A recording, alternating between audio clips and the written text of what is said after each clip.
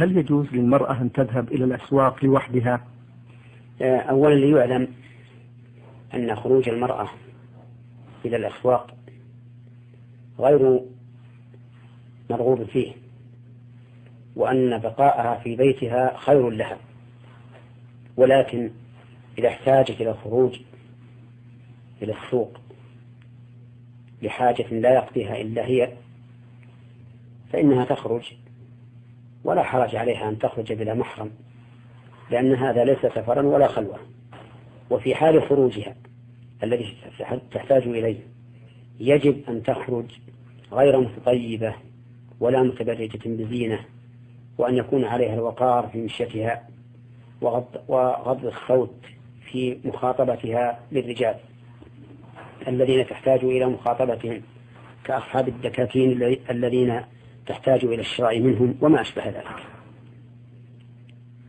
وأما ما يفعله بعض النساء نسأل الله لنا ولهن الهداية من الخروج متطيبات وفي لباس جميل لا تغطيه إلا عباءة ربما تكشفها وربما تكون خفيفة ترى من ورائها الثياب.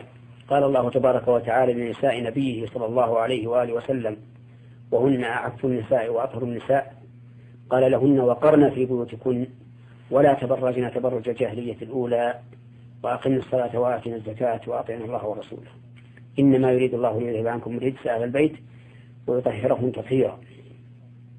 ففي قوله إنما يريد الله ليذهب عنكم الرجس دليل على أن النهي عن التبرج والأمر بالقرار في البيوت من أجل حفظ المرأة عن الرجس والدناءة والفاحشة، وبيوتهن خير لهن. نعم. بارك الله.